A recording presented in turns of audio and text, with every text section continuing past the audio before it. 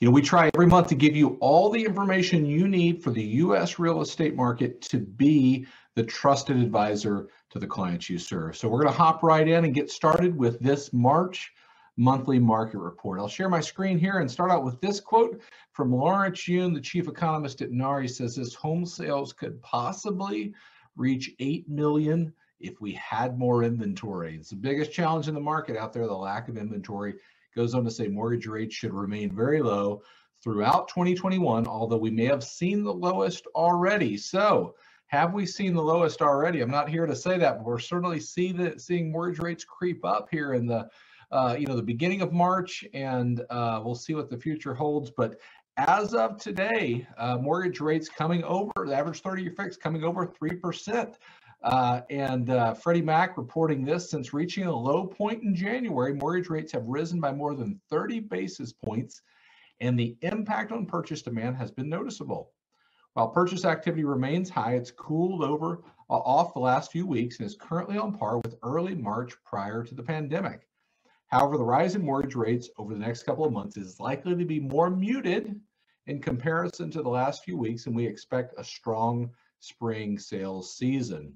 So average 30-year fix 3.02% right now, and in the rearview mirror, Lawrence Yun, Sam Cater here said, we've seen rates start to tick up, and however they will likely be more muted as we go forward. But no doubt the horizon is that interest rates are going to begin to rise as the economy improves, as we get better information on the coronavirus and everything happening with that.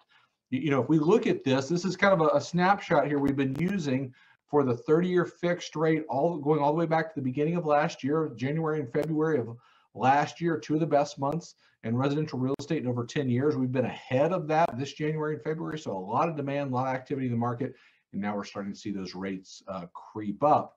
I'm not here to say we've seen the lowest yet, but it looks like those may be in the rearview mirror. So more to come on that, but interest rates in today's market are going to be a question for a lot of people out there thinking about buying a home. So we'll stay on top of that for you. The other question we always want to keep you updated on is those that are in forbearance. So I want to bring you an update to that, because there have been a few articles that have come out saying, is forbearance going up? Is it going down? What's happening? Those that are coming out of forbearance, we see largely are remaining the same. This data is as of February 14th. We see almost 1 out of 2 that took forbearance didn't need it. They made their monthly payments, or they made them at the end, or they paid off their loan, whatever the case may be. Significant portion, 33%, or in some kind of loan modification, they're in a deferral, they tack the payments on the back end. What is that? That's 84% of the people that took forbearance got out of it. Why is that important? Well, the narrative on the front end of this was that all of these people are going to take forbearance and they're all going to turn into foreclosures. Simply not the case. We still have those in red, a little over 15% that are still in trouble, that don't have a loss mitigation plan or in some form of distressed sale, deed in lieu, short sale, whatever the case may be. We'll keep our eye on those, but the important thing for those that you're working with in the spring market is that they understand what's happening with forbearance. Decisions are made based upon how we feel, and how we feel is determined by what we read and what we see. And that's certainly not the message that's out in media today, that 84% of the people that were in forbearance are moving through that, either having no issue at all, or going through some kind of deferral modification with their bank. And so an important message for us to be the mouthpiece out in the world today on. If we look at the percentage of overall forbearances, that is decreased, but it's kind of plateaued over the last couple of months, where we see 5.22% of mortgages as of February in active forbearance. Slowly coming down, but you can see that there in the blue bars on this graph. And so while we start to see that come down, as we go throughout the year, we'll see more and more people come off of forbearance. Not everybody started at the same. We'll keep watching the administration. They've given some directive to extending foreclosure moratoriums to the middle of the year, and maybe are extended again. We don't know. But no doubt over the next year, people will exit forbearance. That number will start to go down. DS News reported this: about 325,000 people will exit the forbearance program over the next 6 to 9 months without a plan in place. Some, but probably not all of those loans will likely default. So 325,000, according to DS News, coming off of forbearance the next 6 to 9 months. Those are the ones that we need to be concerned about. Now that brings up this question again: are we going to see this rush of foreclosures? 325,000 people, going into some type of distressed sale. Now we're not saying all of those are. They're saying some, but not all.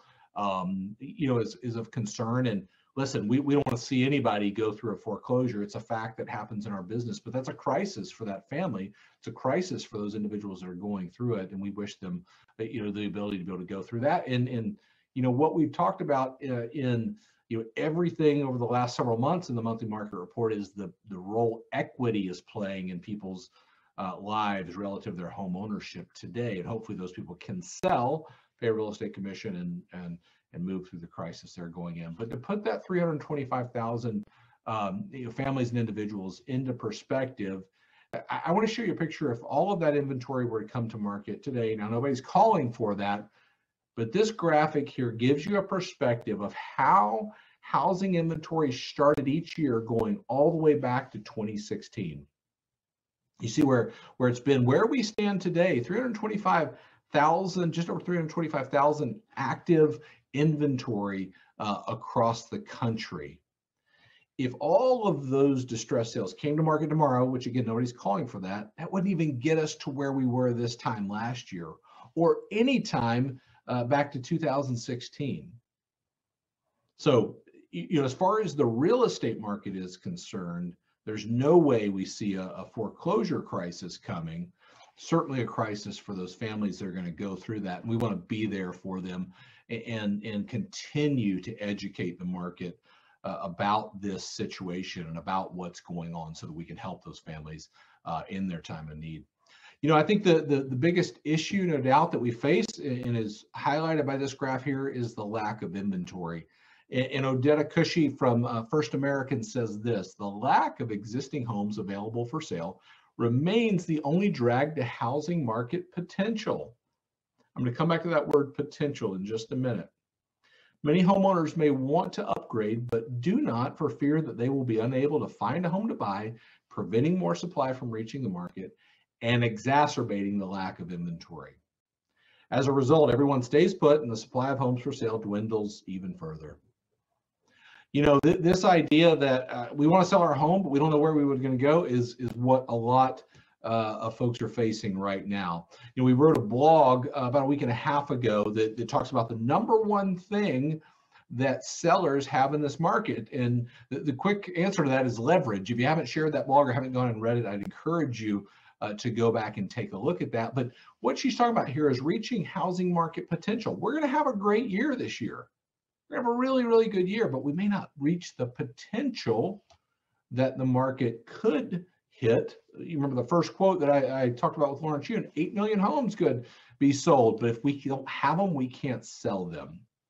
So our job right now is to get out there and talk about what's going on in the market and educate our clients, because the listing situation across the country is turning into lower numbers than what we've seen before in recorded time in listings. And this is a look at the year-over-year change in listings over the last year. The green bar is new listings, and the orange turning to red bar is total listings or inventory.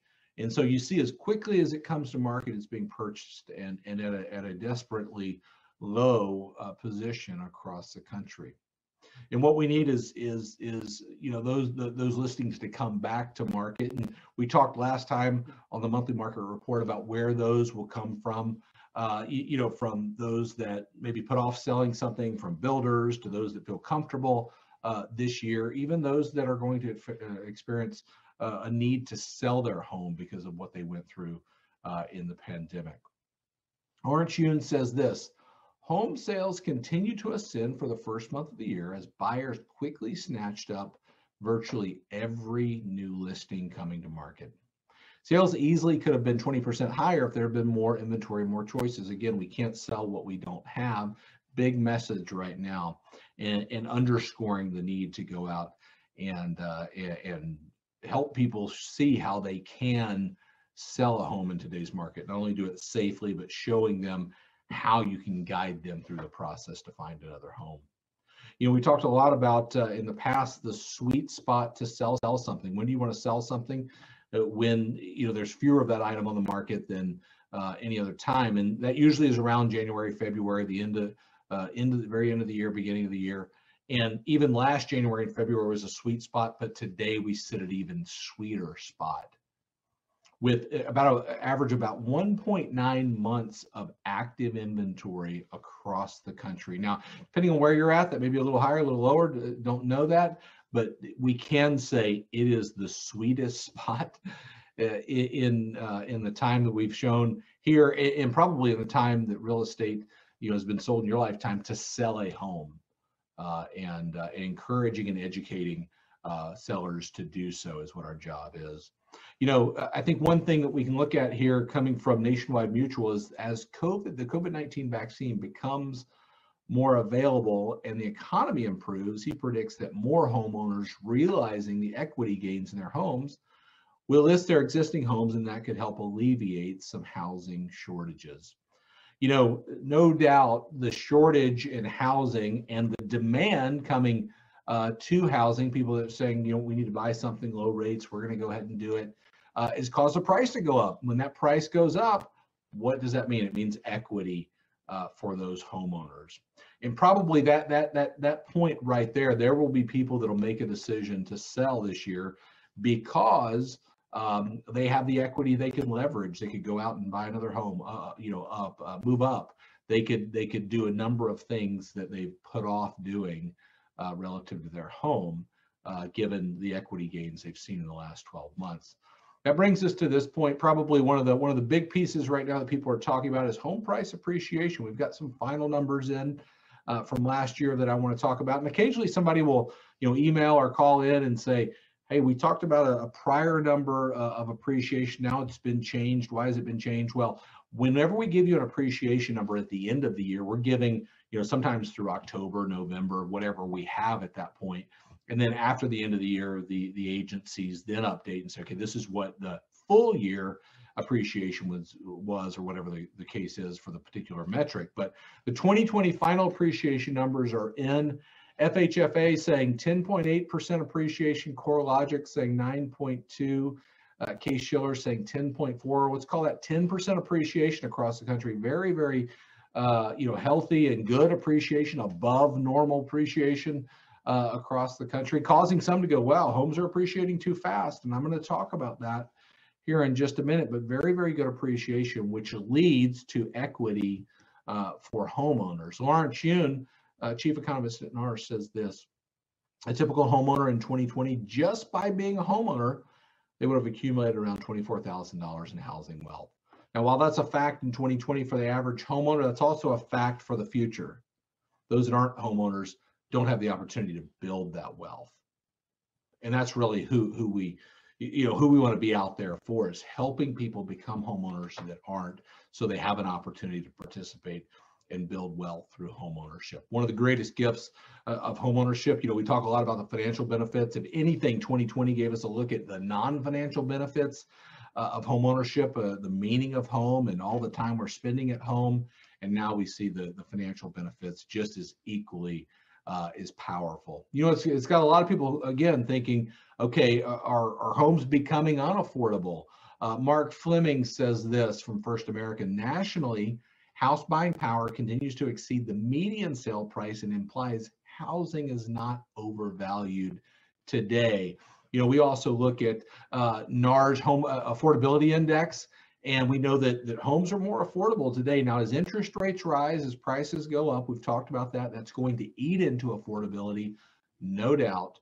But as we stand today, affordability looking very, very good. Now, this is a combination of rising wages and lowering interest rates, which bring us good affordability. Don't confuse, affordability, home affordability, with affordable housing. Two different issues. There is no doubt in this country a need for more affordable housing, more housing that people can buy affordably. And we know on the lower end of just about every market, that's where there's less and less inventory. And so affordable housing is a different issue than housing affordability. And that across the country is very, very good. As we look forward to this year and what experts are saying about appreciation, they are upgrading their forecast for appreciation. I've got the most recent update here of the forecasters we're following. You see MBA, big jump there to over 10% appreciation, and on down from there, the average being just under 6%, 5.9% appreciation. Why is this? I think they're saying, hey, look, we don't see maybe as much inventory coming back. That's why our job is to go out there and generate that inventory. But no doubt, forecasters are saying it's going to come from builders. It's going to come from those that put it off. It's going to come as people feel more safe. It's going to come by those that are affected by the pandemic. And expect, as we get more and more news, this light at the end of the tunnel type news, that more and more people will put their homes on the market, bringing more inventory into the market. And that will have an effect on price appreciation. Appreciation is always going to be determined by the supply and the demand. Ultimately, we bring more supply into the market to help alleviate some of that demand, and you should see prices level out. But as these forecasts move and change, we're always going to bring those to you because I think there are a lot of people looking at housing pricing today saying, all right, we're running a little hot right now. We've talked extensively about this, about historical appreciation at 3.8%, if you remember that, and then laying in the graphs to show we're ahead of that, where we would be historically right now. If you haven't, you can go back to a prior monthly market report and listen to that and watch that.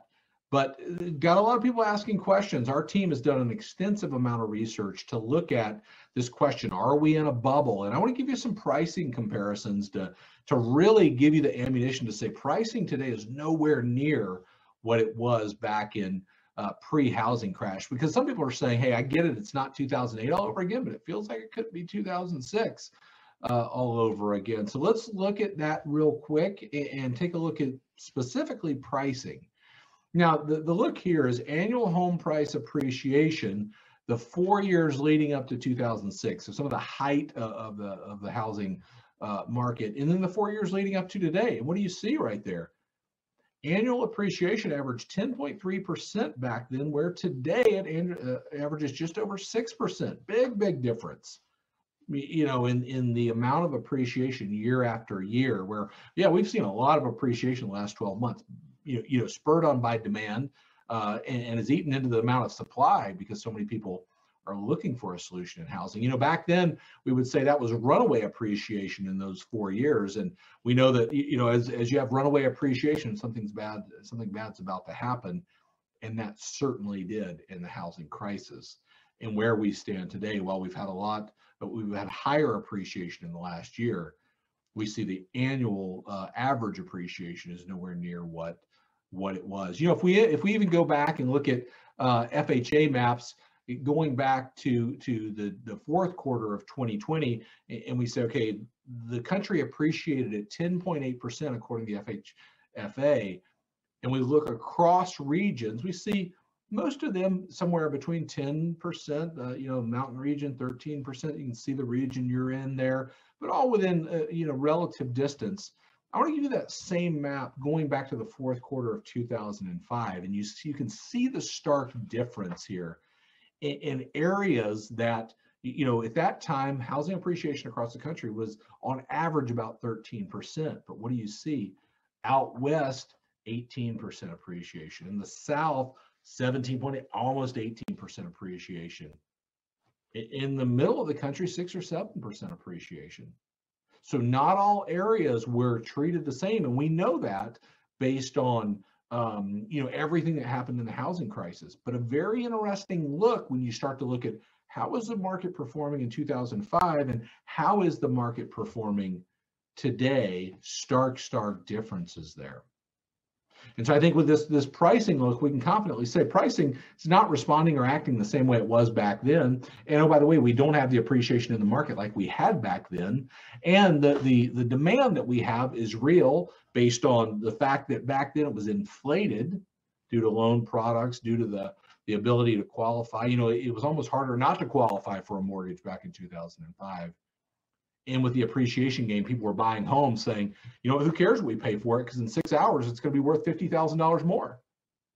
And they would do just that. And we know what happened there. Very, very different situation today that we're in when you start to look at the numbers. But again, sellers, buyers are influenced by what they believe. What they believe is generated from by what they read and what they see. And we've got to get this message out there. It's on us to go out and educate our clients about what's happening with prices across this country.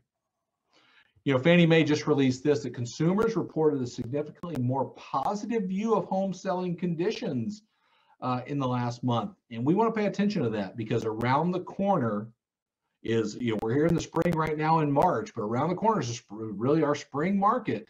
And more people are going to think, should we do something? And we want to be out there for them to talk to them about that. You know, one of the best ways to do that is our spring buyer and seller guides. I would encourage you, those are available now, to use those to build rapport even before you sit down and talk with them, or before you make any plans to sit down for a meeting. You know, it's got the questions in it that sellers need to know today. If I sell now, where will I go? Are we in a bubble? All the things that we want to be talking about in, really, for selling or buying a home. How do I prepare a successful offer, which, in today's market is a very, very different game. And we've got to prepare sellers and buyers for what it takes to win in this market. So, as always, our goal with the monthly market report is to give you the education you need to be the trusted advisor to the clients you serve. So whether it's interest rates, whether it's appreciation and home values, we're always going to give you what you need. So thank you for investing the time that you invest to become the knowledge broker and understand what's happening in real estate across this country. We'll see you again next month. Take care.